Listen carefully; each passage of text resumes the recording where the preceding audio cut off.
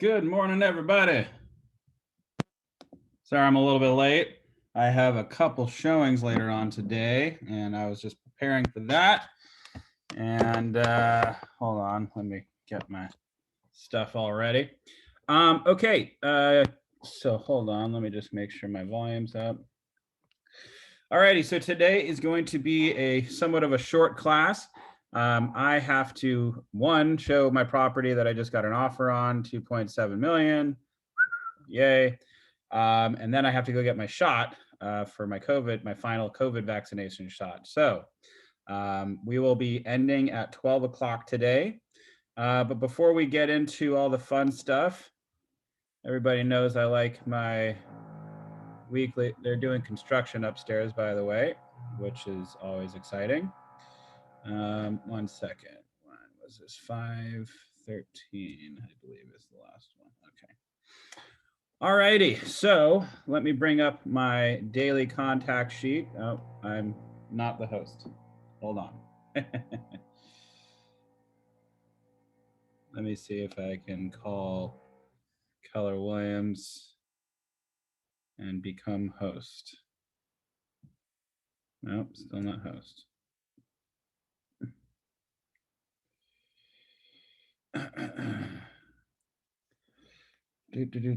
Joseph, how was your weekend or week? So yeah, weekend, and today's Monday.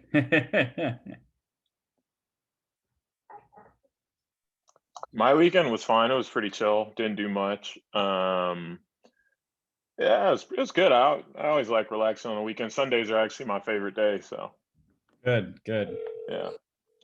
1 second, I'm just calling. Hey, Jared.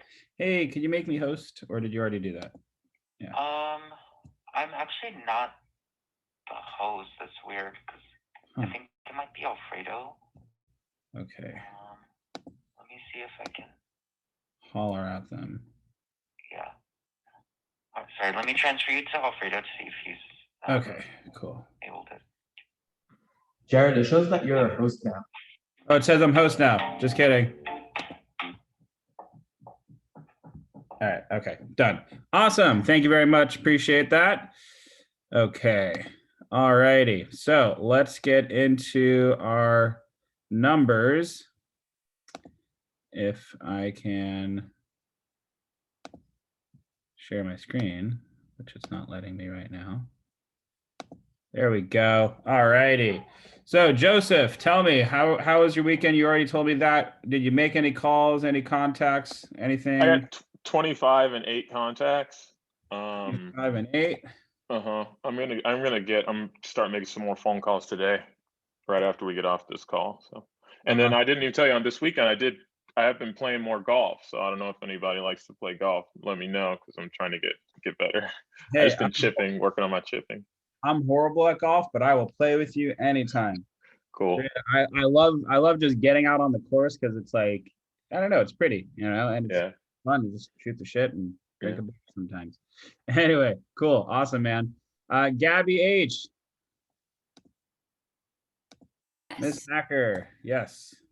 I did about 50 and 30. I don't know the exact numbers.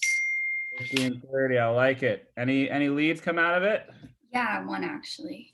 Hey guys, it's me, Jazz, and anything to share about that for the class? We're all learning. Not really. Just like talking to people. It wasn't from cold calling though. It was just from like being in the community. There it is. Absolutely. Good stuff.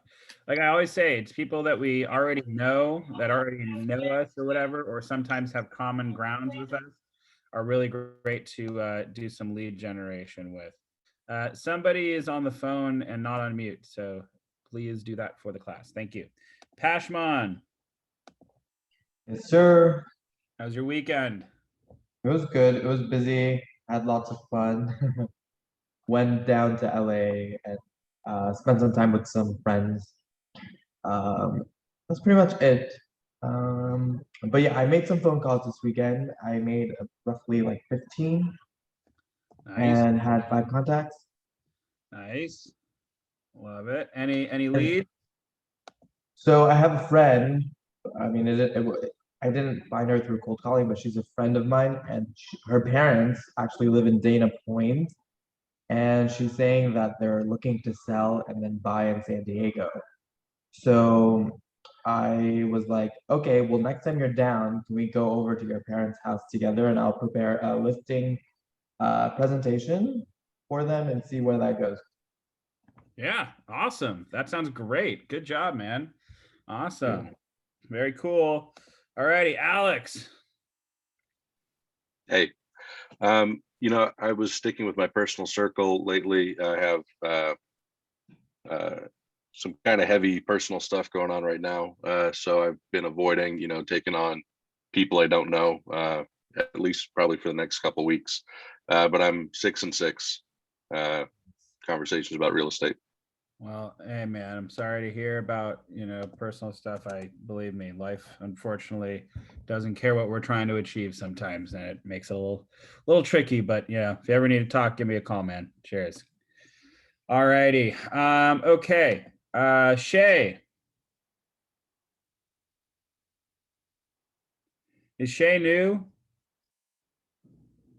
Yes, I am here. Hey, Shay. Nice to Hi. see you. Happy to have you on the call. Thank you. So what we're doing right now is we're going over, so we have a thing called our daily 10-4, which part of the daily 10-4 is to try to at least have 10 conversations each day with people about real estate. So who are those people? It could be friends, family, strangers that we meet on the street, people at the grocery store, at the mechanic, doctor's office, doesn't matter. Could be cold calling, could be door knocking. But the point is we want to have at least 10 conversations a day about real estate. And so what we're doing is over here in the B column, we're saying what we're going to aim for each day, which is then going to come out to how many per week. And then in the D and E columns, we go, how many outreaches did we make to make those contacts, and how many did we actually speak to? Because sometimes we'll find out, I want to talk to 10 people per day, but that might be more than 10 calls or 10 attempts. So the point is we want to figure out if our goal is 10, maybe my average calls are about 30 per day. You know what I'm saying? So we're trying to track our numbers so we can have a predictable lead generating business. Now, mind you, 10 is our goal, but of course some people are new. So as you might notice, some people have 4, some people have 7, some people have 25. It's whatever you feel comfortable with and an achievable goal that you can set yourself up with. So what do you want to set yourself up at? I guess start with 10. All right, I like it. Very cool. That makes easy math for me. So that's 70 contacts per week. I'll ask you the next class how it's going. And thank you so much for joining. I hope you enjoy the class. Thank you. All righty. Cheers. Okay. Albert Kim. Hello. What is up? Nothing much actually. But for me this week it was 24, 13, and 0. 24, 13. 13 and then 0. And 0. All righty, man. Keep it up. Good stuff. Awesome. Shannon Schuster. Hey there. Howdy. I had 32, 10, and 1. Bumping it up. I like it. How did the one lead turn out? Well, it's actually my sister's boss. She's an actress and knows a ton of people. So yeah, she said that we should connect this week and chat. She's actually best friends with Meghan Markle. So Oh, good. yeah. I mean, cool. That's awesome. That's amazing. Listen, she's going through some stuff. I feel for her. Anybody who's facing mental distress. Yeah. I feel for her in that regard, but I will trade places any day. Anyway, awesome. Good stuff. Miriam, how are you? I'm good, thank you, Jared. Nice. How is your lead generation activities? It was good. I talked to 10 friends And I have one good lead that might be interested on buying a house in a couple months in Arizona. So I'm gonna try to figure out that. That is awesome. And, you know, I have done multiple deals out of state this past year, Okay. and it's awesome. So definitely, definitely go after those. I usually do it as a referral because I'm not going to drive to Arizona or Las Vegas in my instance. So yeah, but I usually do a referral deal and I get 30% of the commission, and 30% of something is better than 0% of nothing. So good job. Get after it. Is that mean if he's really interested, like we can work together? Yeah, I mean, sort of. So what I would do in that situation is I would contact a Keller Williams agent in Arizona. I would do some vetting, you know, talk to a team leader at the Arizona office, wherever it is in Arizona.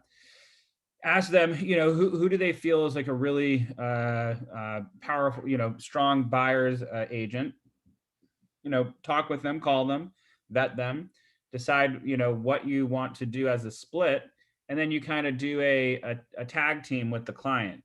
You'll be more of a support role because let's face it, you're not going to be doing your client a justice by representing them in a state that is non-reciprocal to our license.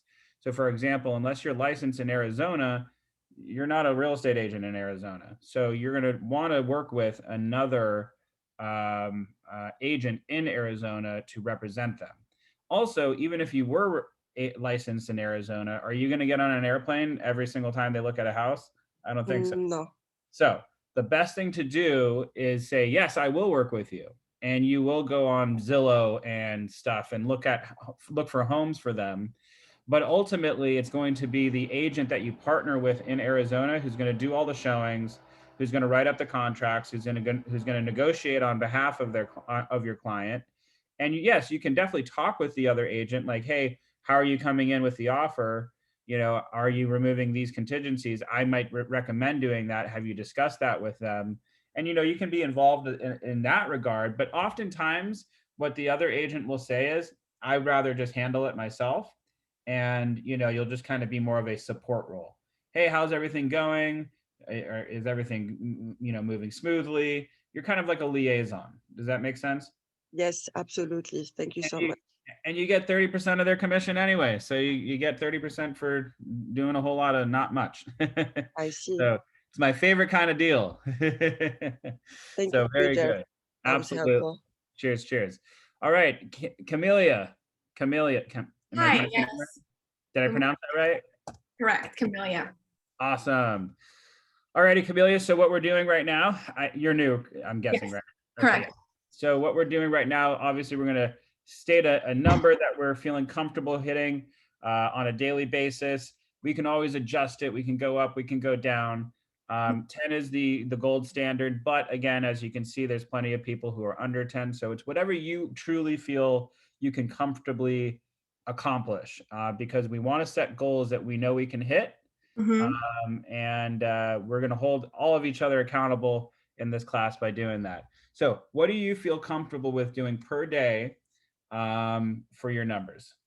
I think realistically, just because I just started, I'll stick to 7 and hopefully very soon. Yeah, I just want to be able to actually, you know, be able to make it and not be under it. It would be great if I'm above that next week, but I don't want to be under it. So let's do 7. I like it. Very cool. Awesome. Welcome to the class. Glad to have you on board. So much. Awesome. Felipe. I think do I have Felipe on here? No. Yes? Yes, I do. Hey, man. Sorry about that. What's up, bud? How are you? I'm good. How are you? I'm good. I'm good. So since I think it was Wednesday we talked, I had actually like 4 conversations. Nice. But yeah, other than that, I don't like. I want to get more training and access to scripts and whatnot. So I don't feel confident yet to anything. I'm literally just starting. So I want to Good. get more familiar with everything. We all start somewhere. Believe me, it's all good. Just keep it up. And honestly, just I always say trial by fire, but sometimes that doesn't work for some people. So that's okay too.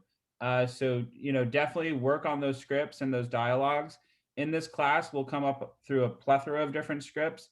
But like I always say to everybody on the class, learn the scripts, memorize the scripts, but then use the scripts kind of as a conversation parameter.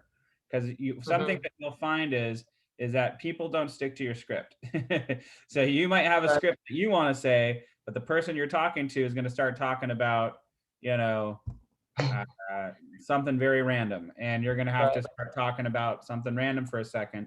But then I use the script kind of as a placeholder. I'm like, whoa, something random. Okay, my finger stops where we are on the script. Talk about something random, and they're like, yeah. Well, anyway, what I also wanted to say was continue with the script and then, finish it. So scripts are good for that purpose.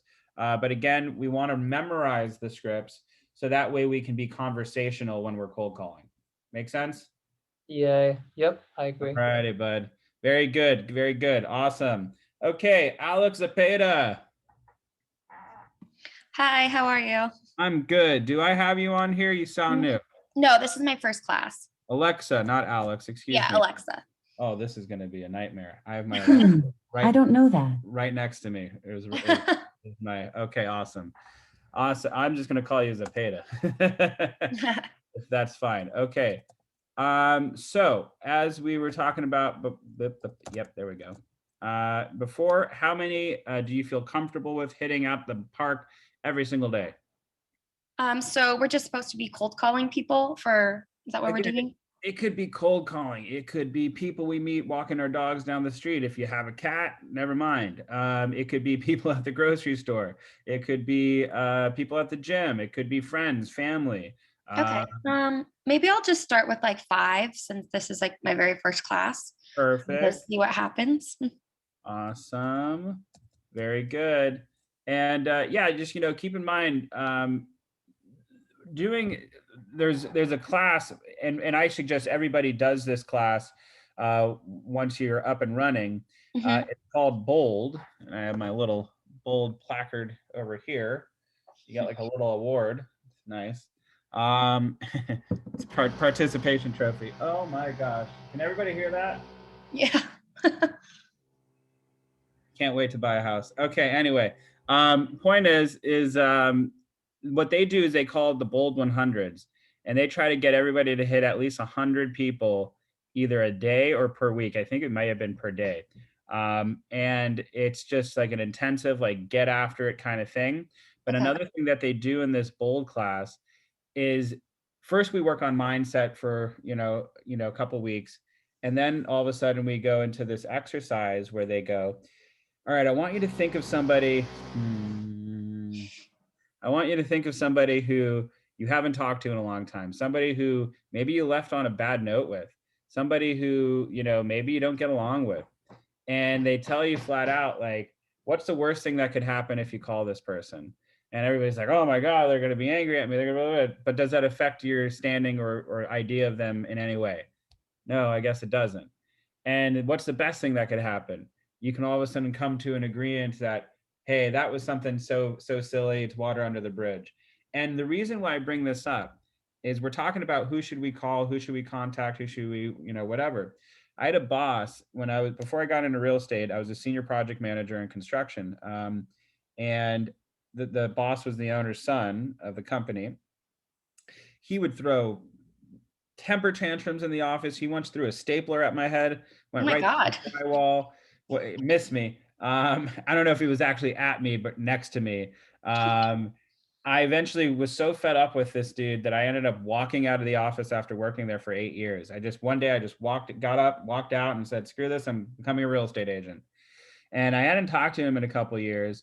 And he was a person that I wrote down. And then the instructor of the class goes, now call them. And it's like, oh, fuck, are you kidding me? Excuse my. And so I ended up calling him and I just said, hey man, I just wanted to say, you taught me so much in construction, not only about project management, but about, working with clients, working with customers and frankly, sales. And And I just wanted to say, without that background, without that knowledge that you instilled in me, I don't think I would be able to do what I'm doing in real estate right now. So I just wanted to call. I know it's been a couple of years, but I just wanted to say thank you. And he was one of my first like big listings. And Really? he was, yeah, Wow. absolutely. And he said, "Hey man, I really appreciate you calling, blah, blah, blah. How's real estate going?" I was like, "Hey, it's going really, really great." And he's like, "Well, I'm getting married, so I need it. We just bought a new place, but I need to sell my bachelor pad, quote unquote. And maybe you'd want to list it." And I was like, "Yes, I would actually." So the point is oftentimes we create these ideas in our mind about what's going to happen when I contact a stranger, what's going to contact when I contact a family friend or a family member, what's going to happen when I talk to somebody who I haven't talked to in 5 years about real estate. Are they just going to think I'm a salesperson or whatever? These are all made up scenarios that we make up in our mind, because the truth of the matter is when people hear from you, and especially if it's about something that you're doing in your life, if they care about you, they're going to give a damn. They're going to go, "Oh wow, that's awesome, I'd love to help," in whatever fashion that might be. So what I always say to everybody on this call, make sure you pick up the phone and just try, and sometimes it does, maybe you're not good on the phone, maybe you're better at text messages, that's okay too. But just get out there, make an attempt. And the best part about it is if all of a sudden somebody becomes a jerk and was just like, "Ugh, why are you trying to sell me real estate?" You get to do my favorite thing in the world, which is delete them out of my phone book. And it's done. I never have to talk to them again. So look at it as a freeing experience. But good job. I love it all, everybody. Alexa, not you. Not. I'm going to try, I promise. I don't have an answer for that. Oh, look at that. Yep. But yes, everybody give it a try. And honestly, this is gonna be funny. Honestly, I think you'll be surprised at the results. Okay, so very good. We're gonna do this lightning speed because we only got 30 minutes because I gotta go sell a house and then get a COVID shot. Okay, give me a How do you get into that bold class? It's going to be happening. It happens once a year. So I don't know when the next one is, but believe me, all the market centers will announce it because it's very, very powerful. And it works on a lot of mindset, surprisingly, not just so much about, the can do in real estate, just like get into the habit of lead generation and not being afraid of it. That's what got me into door knocking a whole bunch. And honestly, I can't wait to start door knocking again. I keep telling myself I'm going to do it this week and I keep pushing it down the road. But I think my COVID shot is slightly a good excuse, but then again, I'm probably just making up excuses as well. Okay. How about this? If I don't feel sick from my COVID shot, hear me all, I will start doing door knocking on Thursday. Okay. Sound good. Everybody hold me accountable. Alrighty, so we are on the 8th module of this class, and everybody, if you're starting on the 8th one, don't worry. You can start anywhere in this series and still get value from it. We will start again it basically just goes around in a circle. It goes from 1 to 12 and then starts all over again. So don't worry, you are in the right spot. Okay, I'm just opening it up right now. I'm going to put this class into the chat box. Because this is going to be a shorter class, I highly recommend everybody to take this material that I'm putting in the chat box right now and reviewing it when we're done. But let's get into it. Okay. So today's expectations, cappers in training. We are all cappers in training. The idea is we want to cap. Anyway, learn techniques for qualifying homes you find online, develop your showing skills, practice powerful scripts that will help your buyers in a decision-making process. All righty. We already did our action reveal, which is basically our daily 10-4. For anybody who's not new on this class, can you help remind me, what is our daily 10-4?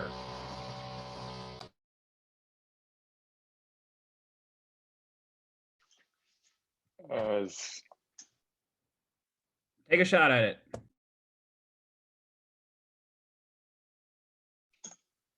10 phone contacts per day, 10 handwritten notes, 10 people added into your CRM, and 10 previews per week. Spot on. That's awesome. Absolutely. So the whole idea is we want to make 10 contacts, The day after that, we want to do 10 handwritten notes, but because it's 2021, text messages are okay, emails are okay, direct messages on Instagram or Facebook are fine. But basically just going, hey, it was really great talking with you the other day. I really enjoyed our conversation. Maybe they mentioned something about their kid's soccer game. Glad to hear your kids are playing soccer again. Hey, once again, if you have any questions or needs, please feel free to contact me. Then, of course, we want to make sure we're adding them into some form of a CRM. We have an amazing one at Keller Williams. It's called Command. It's free, which I love that price point. There's also Lion Desk. There's people use Excel spreadsheets. Some people just write their buyers and sellers on a whiteboard like I do. Whatever it is, we want to add them into some form of CRM that we can follow up with them. And then also we want to make sure we're previewing 10 homes per week.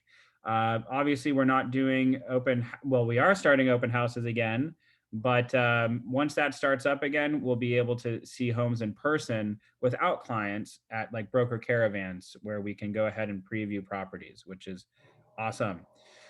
Okay, let's get into some scripts. And I want to find who's my boy who was worried about scripts. Was that Felipe? Maybe not. All right.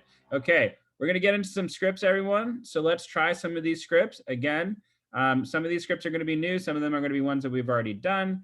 Let's try to work on these so we can get, used to saying them in front of, strangers, families, friends, etc. The first one is creating referral partnerships with business owners you have done business with. So, for example, everybody's asking, how do we find people, to lead generate with? Well, who do you use as a mechanic? Who do you use as your dentist? Who do you use as whatever service provider that you use in your day-to-day life that you can contact and say, hey, listen, I've been going to you for the last 4 or 5 years. I've started my own business in real estate. I love working with you. Why don't we create some type of a referral partnership? I'll try to send all my, customers to you. Maybe you can, refer some of your customers to me. Not all of them are going to agree to it, but some will. And that's a great opportunity. Like I always like to say, the gas station attendant at my local gas station sent me like 4 buyers or something like that, which is great. So you never know where a business is going to come from. Okay, I'll be the reader. And let me see. Zepeda. Are you sharing your screen, Jared? Oh, am I? Probably not. Thank you for letting me know that. There we go. Now I'm sharing my screen. Can we see it all? Okay, cool. Zepeda, can you help me with this? And you'll be the business owner that I'm contacting. You'll be my dentist. Does that sound good? Okay. Awesome. Hey, Zepeda. I'm Jared with Keller Williams Beverly Hills. I'm in the process of creating a list with preferred business and service providers to give to my clients. Since I frequently have clients asking me for a great dentist, I only want trusted companies to refer them to. Since I've had an excellent experience with you, would you and your business be interested in being included? Sure, why not? Awesome. Great. I like to establish these professional referral partnerships to help grow each other's business as well. So if I were to refer you clients to you, would you feel comfortable and willing to refer your clients to me? I know I'm ending it a little bit early. I don't really read the scripts all the way through. I think it's too wordy. Excellent. How about we confirm each other's contact information so we can get started? Great. Here's my number. Awesome. So yeah, so this is a great way to talk with people that you already use. Now again, if I were going to do this script for myself, I would basically take exactly what this says, maybe shorten it up a little bit so it's less canned and a little bit less salesperson-y. So for example, if I were to do it again, I'd be like, hey, Zepeda, how are you? I'm doing good. How are you? Listen, I've been going to your office for the last 4 years. I love my smile. It's amazing. More importantly, I just wanted to let you know I'm in real estate, as I'm sure you've heard me talk about multiple times in your chair. Mm-hmm. But more importantly, I wanted to be able to give my clients a trusted source when they move to Los Angeles. They might need a new dentist or something. So I thought it would be great if I could, maybe refer some clients your way. Does that sound okay? Yeah, I'm like, that sounds great. I'd love that. Awesome. And in turn, if I could help grow your business, hopefully maybe you could help grow mine. So if you ever hear of anybody with any type of real estate needs, would you feel comfortable sending them back over to me? Yeah, I definitely think that's a fair trade. Awesome. I love it. Well, thank you so much. Sorry I had cavities the other time, but you're awesome. And I look forward to sending people your way. All right. Thank you. Sweet. So, you can make it very, very simple, very conversational. Doesn't have to be like, doot, doot, doot, doot, like a, robot, but, make it your own. So very good. Okay. Creating referral partnerships with business owners you have not done business with. Let's see. Zepeda, can you read this one to me, and I'll be the strange business owner that you've never met before. Okay. Hi, Jared. I'm Alexa with Keller Williams Realty, and I'm in the process of creating a list of preferred business and service providers to give to my clients. Since I frequently have clients ask me for a good dentist, I'm looking for a trusted company to refer them to. I've heard a lot of good things about your company. Would you and your business be interested in being included? Absolutely. Yeah, no, that would be great. 100%. Great. I would like to establish these professional referral partnerships to help grow each other's business as well. So if I were to refer clients to you, would you be willing to refer your clients to me, and maybe if they're looking to buy or sell a home, with an assurance that I will provide them with a high level of customer service that you expect? Yes, I would be okay with that, mainly because I don't know any realtors here. So yeah, 100%. That sounds good. Well, great. How about we confirm each other's contact information so that we can get started? Awesome. Now, what if the person says no? What do you do there? Well, I guess there's not really anything that you can do. Like, okay, well, that's fine. If you want to, just keep me in mind for the future. And if anything changes, let me know. Sure, that works absolutely. One thing that I would maybe add is just say, well, great. I understand you don't really know me from Adam, but I would love to maybe stop by your office and drop off some material if that's okay. You can get a little bit of an idea of who I am. You can take a look at my buyer consultation material and then also my listing presentation material. And if it feels like something that aligns with your values, then maybe you'd feel more comfortable with that. And then they go, yeah, sure, why not? Sure. And what if they say no? And if they say no after that, then I would use your line. You're like, okay, all right, then. Okay, no worries. On to the next. No big deal. Okay. But this is a great opportunity though, because with service providers, you can literally just go into a phone book. If you're looking for numbers to use, you just go on a phone book and just go right down the list. You can call every single dentist in Los Angeles. That's actually funny. I'm going to my dentist this week, so I might actually use this on him. Boom, do it. I love it. Awesome. That's funny. Okay, very awesome. Good job. Again, I would say your first name, but because of reasons. My assistant over here is a little bit excitable. So No okay, get your head in the game. The journey from buyer consultation to offer is the most exciting and rewarding part of working with buyers. Finding the right home as quickly as possible is a win for the buyer and a win for you, because you can work with as many buyers as possible. Here are some National Association of Realtors statistics that will help with the home search process. The typical home buyer searched for 10 weeks and viewed 10 homes. 92% of buyers use the internet in their home search process.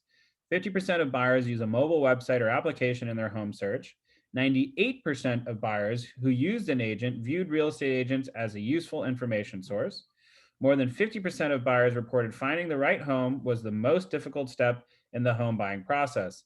24% of recent home buyers reported the primary reason for the recent home purchase was a desire to own a home. 9% purchased a new home due to a job-related relocation or move. 8% bought for the desire to be in a better area or change in family.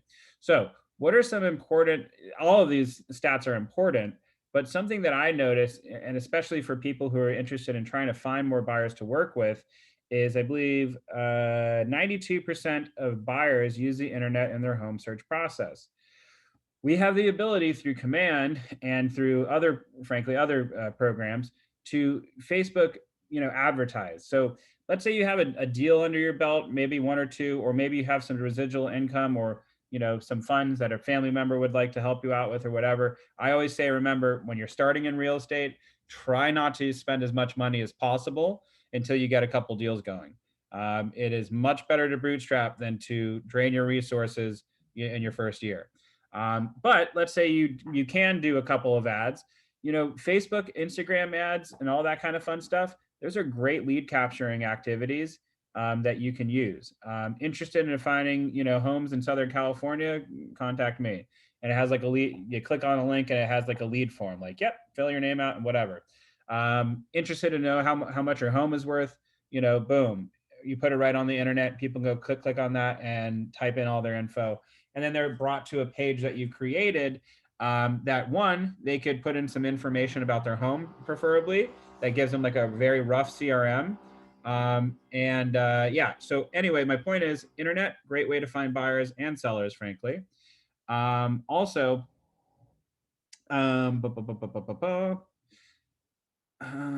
yeah, 98% of buyers who used an agent viewed real estate agents as a useful information source. So obviously most buyers are working with real estate agents. So I always look at buyers as the lower hanging fruit. There's plenty of them out there, and especially in this market. So they're easy to find.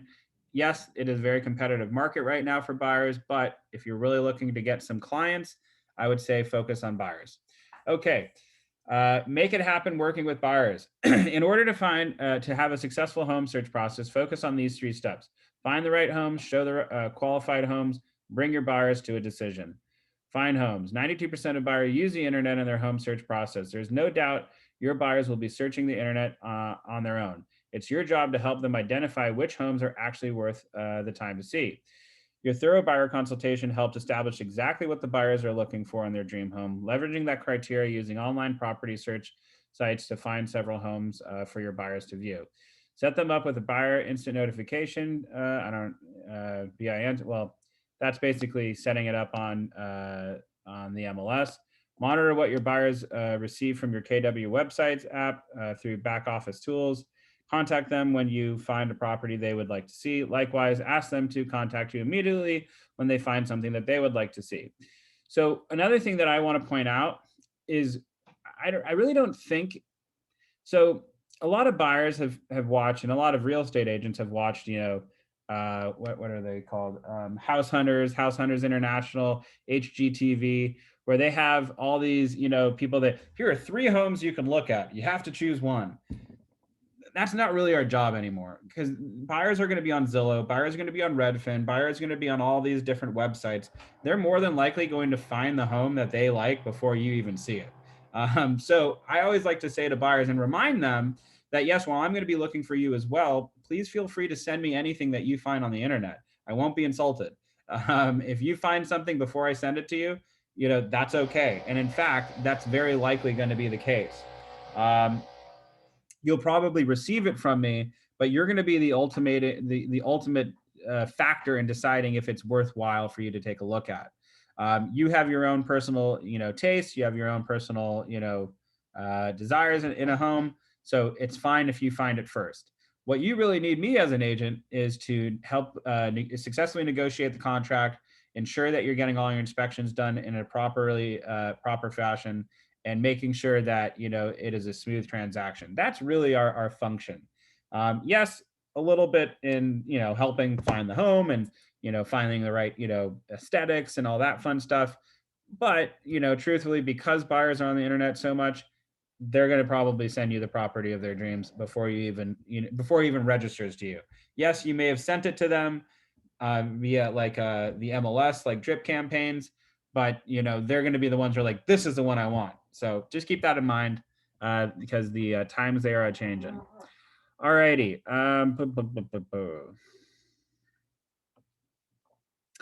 Okay. Now, another thing that happens with buyers, keep your buyers focus on the top 5 to 7 homes you've selected for them to view based on their needs. Use this script. Keep the buyers focused on the best homes. Mr. and Mrs. Buyer, when we do find the right home, we will need to act quickly. And I know that you are going to have the feeling of, well, is there something better out there? But I have to tell you, the best homes sell right away because they are the best homes. Do you want to see all the homes or do you want to find the right one quickly? Now that's fine, but what I usually like to do is I use a very similar script. Buyer might send me, 6 or 7 homes that they find. I might send them 6 or 7 homes that I find. They want to see all 6 or 7 homes, and we only have one afternoon really to get them all in. I'll say, great. Can you pick the top 3 homes that you like the most, and let's schedule those ones first. And then once we go see those top 3 homes, I'll say to them, well, great. So there's a few other homes on your list, but they don't have the things that you wanted in a home. So why don't we focus on these 3 homes, write an offer, and see if any of them get accepted. If they don't, then we can go worry about those homes at a later date. Sound good? And they usually are okay with that. But also, I also like to point out, if we have a very strong buyer consultation, we're going to go over your must-haves. And if any home, for some reason or another, doesn't have one of those must-haves, but they say that they want to see it, I'll ask them why. Why do you want to see that home? Just out of curiosity. You said that you had to have these 5 things in a home. It doesn't have 2 of them. Is that going to be an issue? And just remind the buyer, like, I know it's an exciting process, but let's focus on what's actually going to be fruitful in our search, because oftentimes buyers get a little bit distracted, to say the least. Okay, again, I'm zooming through this because I have to leave in 15 minutes, so please excuse me. Okay, qualifying properties. If I could have, let's see, Camellia. Yes. Could you read your turn, qualify properties? Oop, and good timing because they're making noise again. Sure. So you want me to read the whole, like number 1 and etc.? Sure. Choose a partner to work with. One will be the agent and the other will be the buyer. Determine the type of home you would like to buy. You can model it after your current home, a home you previously lived in, or even your dream home. Come up with the following criteria. Price range. You know what? Yes. Sorry, I thought this was more informative. We're not going to do this because we're not in a class. So unfortunately, we can't break up into groups, so we're not going to do that one. So let's do 2 show homes, prepare to show homes, and we'll read this one down. Sure. Okay. So look at the showing. Okay. Look at the showing instructions on the MLS to schedule the show times. Always call the listing agent to see if the home is available and if there have been any offers. Set the home tour date with your buyer with the specific start and end time. Try to give a 24-hour notice if possible. Check with your buyer to make sure they have earnest money ready if necessary. Preview the homes and eliminate any that do not meet the criteria. Prepare and educate yourself about the homes and demographics. Be the source of information. Determine which route to take, always showing the best homes first. Arrange to meet with your buyer at your office or in front of the first home you will be touring. Print out 2 detailed MLS information sheets for each property you plan to show. You plan to tour with your buyer. Place the MLS information sheets in the order you will be touring the properties and include a home tour checklist for each one so the buyer can record their own comments. Make 1 set for your buyer and 1 for yourself. Make a copy of the 5 must-have sheets that was filled out during the buyer consultation and include it with the MLS and home tour checklist you will give to your buyers. Awesome. So this is obviously a great how to show homes checklist. It is really, really powerful. Again, bringing back that 5 must-haves, bringing it with you to these showings. Just make sure 2 things happen with buyers sometimes. They'll get really excited about something and ignore the fact that it doesn't have something that's really important to them. And then they'll write an offer on it. And then in 2 days later, they'll be like, oh my gosh, it doesn't have this. No, we can't go forward with it. And then they rescind their offer. Or, another thing that might happen, basically things along those lines can happen. So you just want to make sure you're reminding them that these are the things that are important to you. This does not have it, or this does have all of these. Just out of curiosity, why don't you like this home? Because it has everything that you want. You might find something that's also very important during that showing that they didn't really realize before. For example, some people really love a formal dining room. New homes now, these days don't really have formal dining rooms. They've kind of gone out of style, but some people really find that to be very important. So for example, you might hear, yeah, Jared, this is exactly what I was looking for, except it doesn't have a formal dining room. Oh, is that important to you? Yeah, it's actually really important to me. I didn't realize that. Okay, is it more important to have that than a pool? Actually, yeah, it is more important to have a formal dining room than a pool. I can always put in a pool at a later date. Perfect. Now we've figured out what's even more important than that. So we can now compile lists that are, better suited for what they're really looking for. So these are all very important things. Giving 24-hour notice and possible, obviously, is very important. Very good stuff. So make sure you take a look at that when you start showing homes. They're all good to have.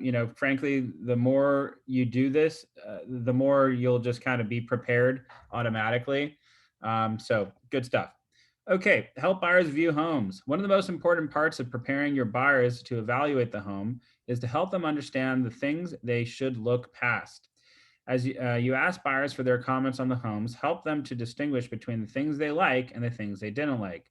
If their dislikes are things like the yard size or structure of the home, things they cannot be easily changed, ask them if that's a deal breaker.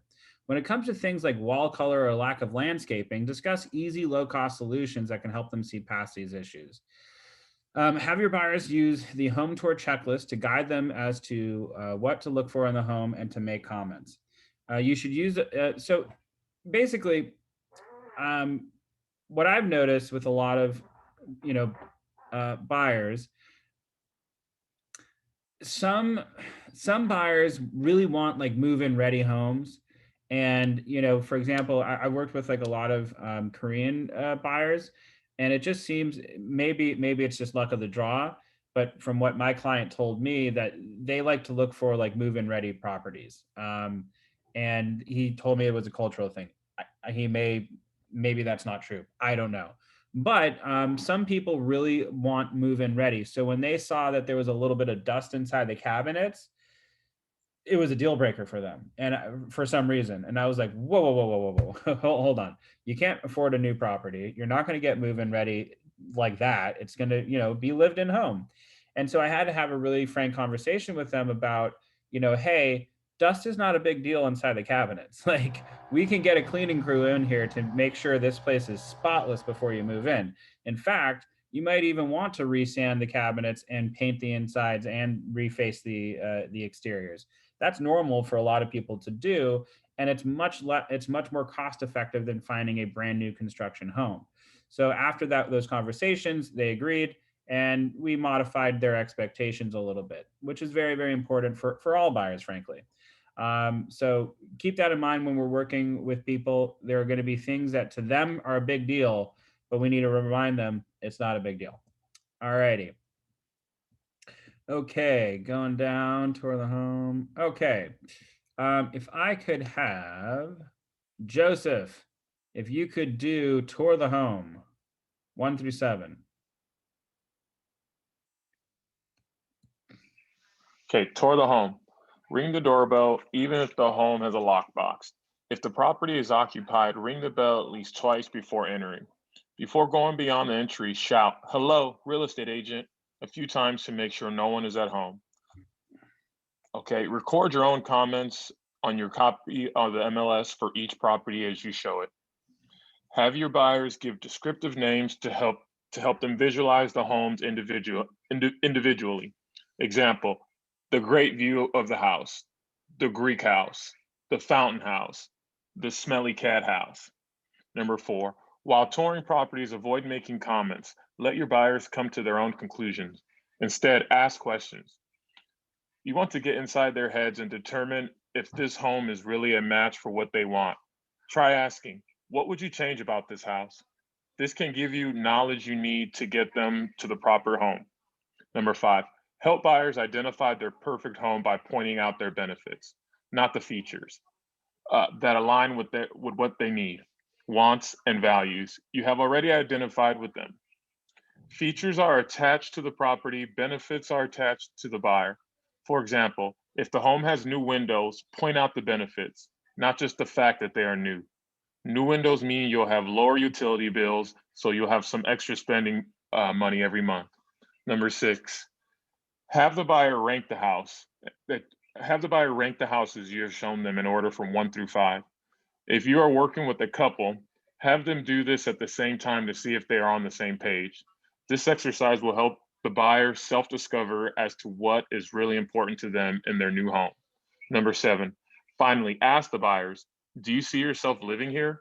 Follow up with why or why not. If they respond affirmatively, ask, are you ready to make an offer today? Perfect. So I'm going to be leaving in the next 5 minutes. So unfortunately, we are going to end it pretty soon. But I wanted to touch upon a couple of these things. One, for safety purposes, and two, just for common courtesy. Number 1 is very important. When you ring the doorbell, even if there's a lockbox on the property, always make sure there's no one in the house. You'd be surprised. Homes that are on the market are targeted by thieves who maybe they heard that it's staged. They want to come in. They want to take the furniture out. They want to come in. Maybe they want to steal the appliances, etc. Brand new construction homes, 100%, especially, they have usually higher end appliances.